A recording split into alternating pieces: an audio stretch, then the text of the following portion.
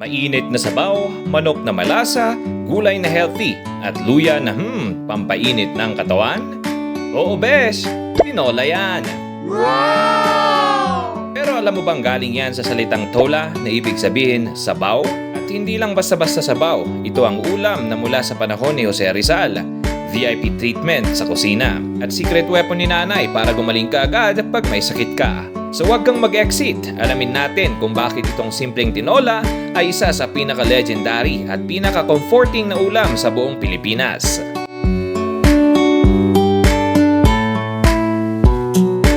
Kung may ulam na parang instant yakap ni nanay sa kumot, yan ang tinola.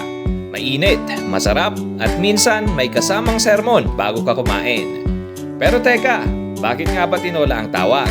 Galing yan sa lumang salitang tola na ibig sabihin sabaw. Dinagdagan lang ng T para mas sosyal pakinggan. Imagine kung tola lang, parang kulang sa drama, di ba? Ang tinola, classic to sa Pilipinas. Mula pa sa panahon ni Jose Rizal. Oo, yung sa No Limit Tangere na inihain kay Kapitan Tiago. Ibig sabihin, kahit noon may VIP treatment ang ulam na ito. Kumbaga, kung ikaw ang tinola, ikaw yung special guest sa handaan ng tiyan. Narito ang mga OG recipe. Fresh na manok, mas masarap kung native. Luya para may init at aroma. Sibuyas, bawang, at papaya para sa natural na tamis. Malunggay na dahon ng sile para gulay goals ka pa din. Simpleng patis lang, boom! Comfort food na. Wow! Pero syempre, may iba't ibang trip ang bawat lugar. Sa iba, sayote, imbes na papaya. May naglalagay pa ng lemongrass para amoy spa yung kusina mo. At syempre, may mga millennial twist din, kagaya ng vegan tinola, seafood tinola, oo, pati ipon sumasakay na sa hype. Ngayon, benefit stock naman tayo.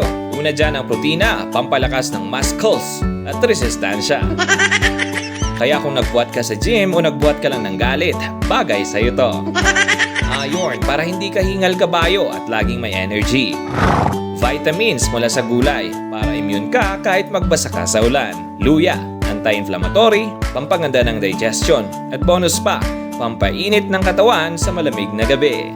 At dahil sabaw siya, hydrating din. Parang tubig, pero mas masarap.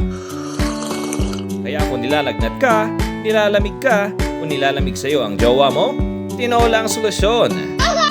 Pero ito ang real tea. Ang tinola ay hindi lang pagkain. Ito ay simbolo ng pag-aalaga at pamilya. Sa isang kaserola, busog ang lahat. At habang kumakain, may kasamang kwentuhan, tawa at minsan, chismis sa kusina.